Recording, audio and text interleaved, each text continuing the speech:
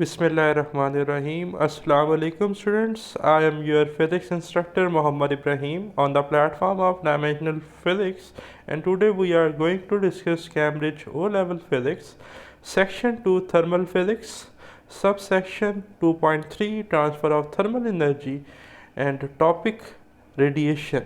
So students, आज का जो हमारा टॉपिक है रेडिएशन को हम डिस्कस करेंगे ओ लेवल फिज़िक्स में। इससे प्रीवियस वीडियो लेक्चर में हमने कंडक्शन और कन्वेक्शन को डिटेल में डिस्कस किया। तो आए टॉपिक का करते हैं स्टार्ट। टॉपिक है जी radiation. Students, first of all what is mean by radiation?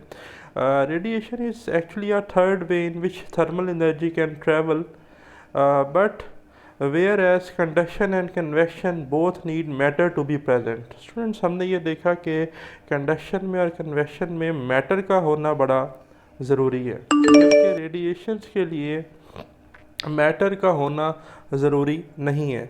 Radiation can occur in a vacuum. Vacuum mean where particles of matter are not involve. ठीक है, वैक्यूम हम उस रीजन को कहते हैं, स्पेस को कहते हैं, जहाँ पर पार्टिकल्स ऑफ मैटर जो हैं वो इन्वॉल्व ही ना हो।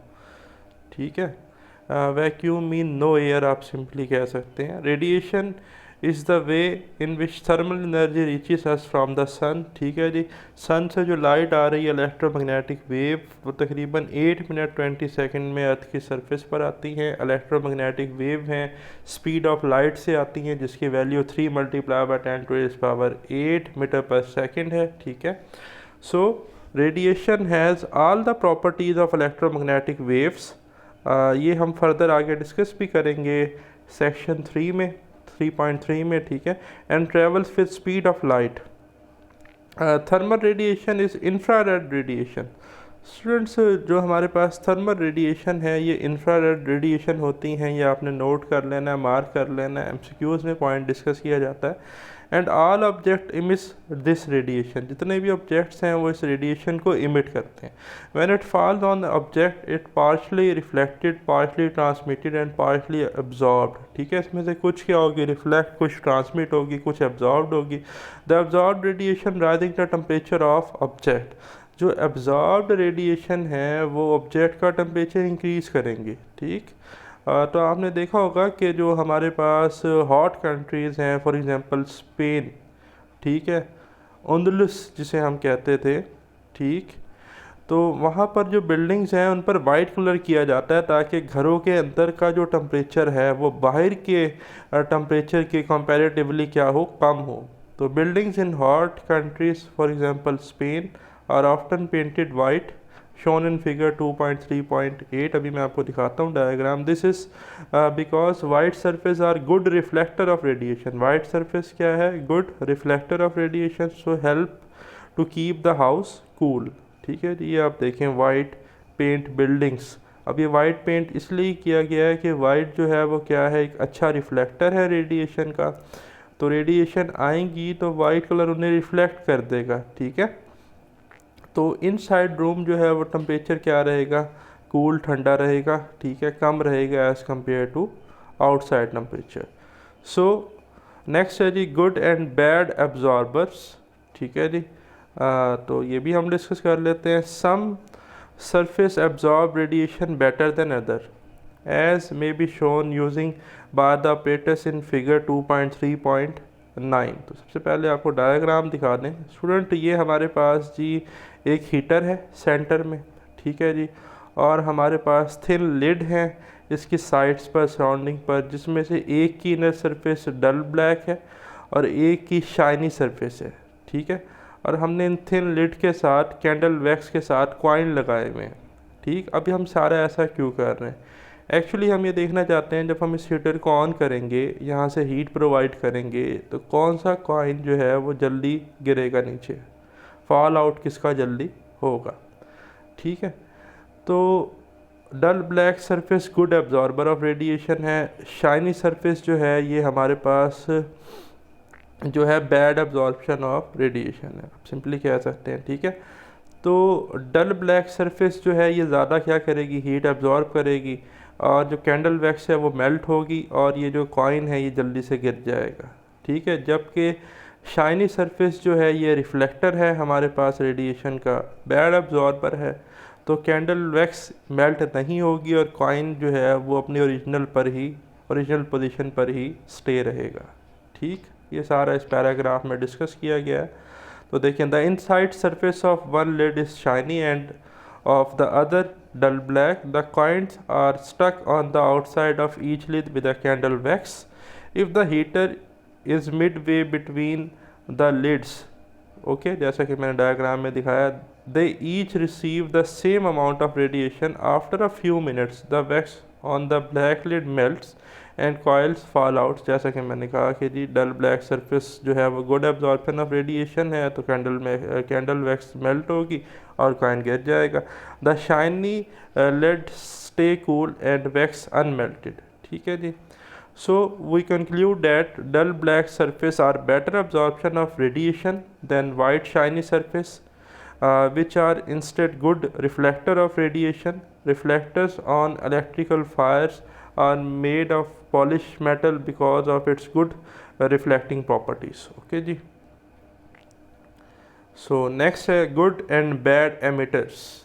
So students, some surface also emit radiation better than other when they are hot. If you are hold the back of your hand on either side of a copper sheet that has one side polished and the other side blackened, shown in figure 2.3.10, it will be found that your hand feel warmer near the dull black surface, because dull black surface is a good absorption of radiation as well as also the good emitter of a radiation. So dull black surface is better emitter of radiation than shiny one. तो अब आप देखें, ये जी हमारे पास hot copper sheet है। ठीक है, one side polished and the other side blackened. एक साइड जो है वो इसकी क्या है, पॉलिश्ड है, एक ब्लैकेंड है।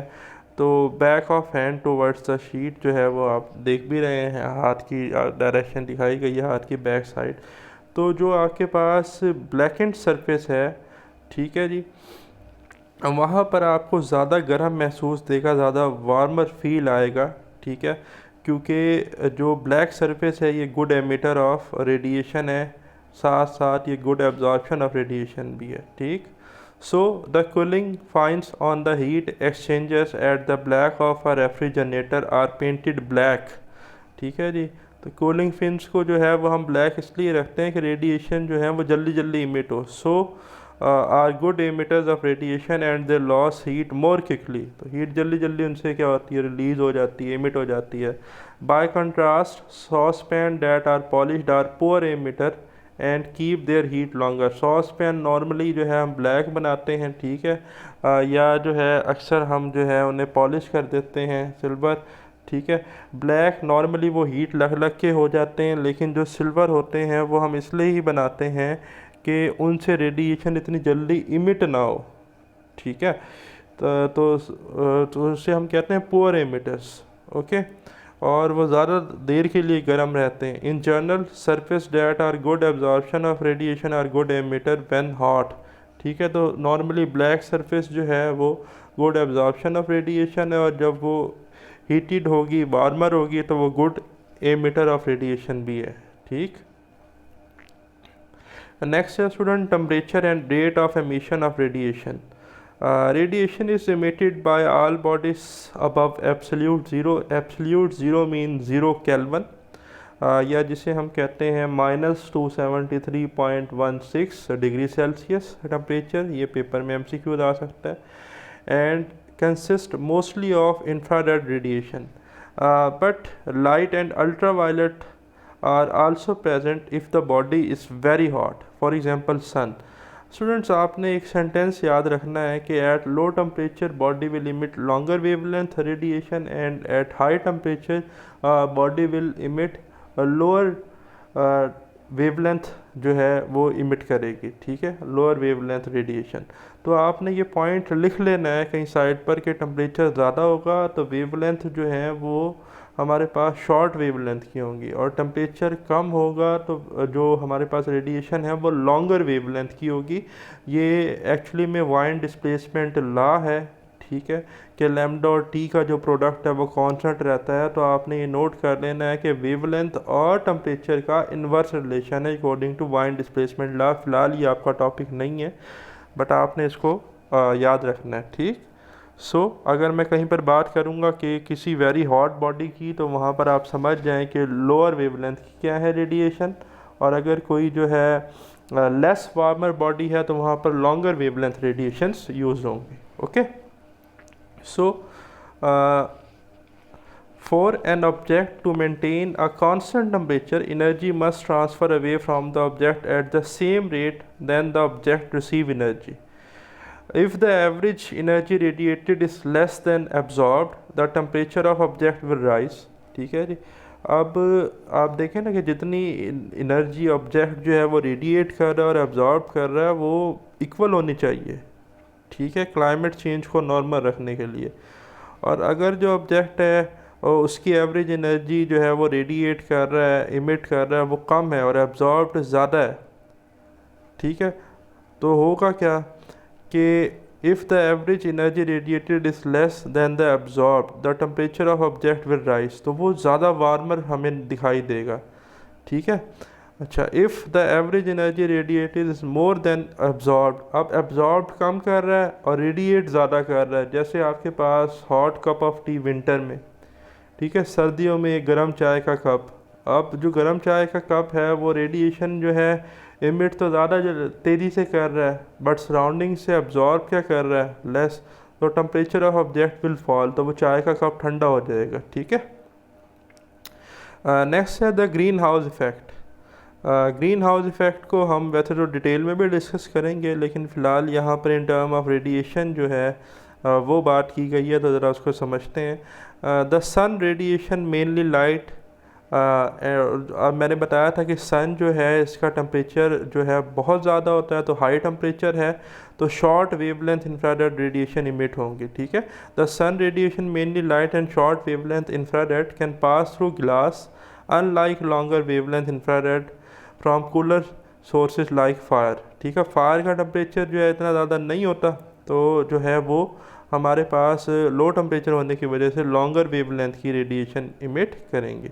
होता क्या है कि सन से रेडिएशन आती हैं, सन का टेम्परेचर ज़्यादा है, जो कि क्या होती हैं हमारे पास शॉर्टर वेवलेंथ की, ठीक, और वो ग्रीन हाउस की विंडो से पेनिट्रेट कर जाती हैं, ठीक है। प्लांट्स उन्हें अब्जॉर्ब कर लेते हैं, जब प्लांट्स उन्हें अब्जॉर्ब कर लेते हैं तो प्लांट्स वार्म अप हो जाते हैं। जब प्लांट्स वार्म अप हो जाते हैं तो उनका टेम्परेचर सन के कंपैरेटिवली तो कम है, तो वो लॉन्गर वेवलेंथ की इंफ्रारेड रेडिएशन इमिट करते हैं जो कि गिलास से बाहर निकल नहीं पाते, ठीक है, तो रेडिएशन ट्रैप हो जाती हैं, तो इसे हम कहते हैं हीट ट्रैप इफ़ेक्ट, ठीक है। और जो है वो हम ग्रीन हाउस के अंदर जो है वो हीट प्रोड्यूस कर सकते हैं नॉर्मली विंटर में, ठीक है जी।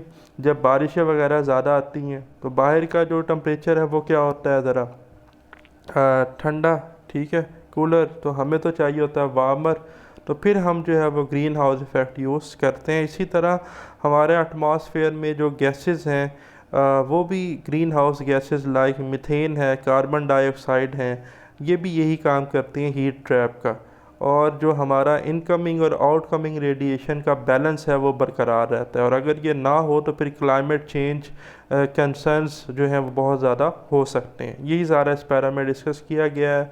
तो देखें, in a green house sunlight penetrates the glass from the sun, warming the soil and plants which then emit long wavelength infrared that the glass traps, वो उससे बाहर नहीं निकल सकती, creating a heat trap effect। Similarly, gases like carbon dioxide, methane in earth atmosphere trap heat radiated from earth's surface, impacting global temperature। For earth temperature to remain stable, incoming and outgoing radiation must be balanced। However, a rise in temperature in atmospheric carbon dioxide and methane disrupts this balance, leading to climate change concern।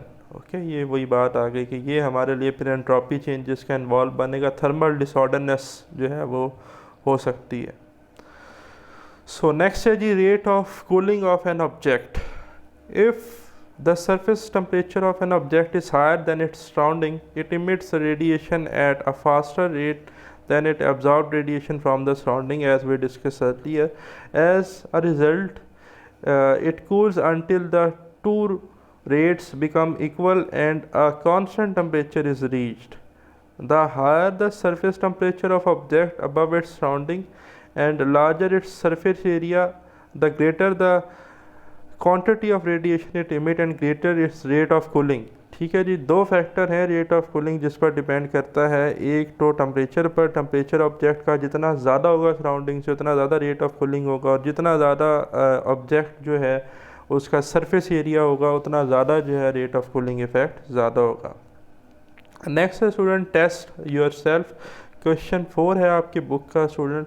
The door canopy in figure 2.3.11 shows clearly the difference between white and black surface when radiation falls on them. Explain why.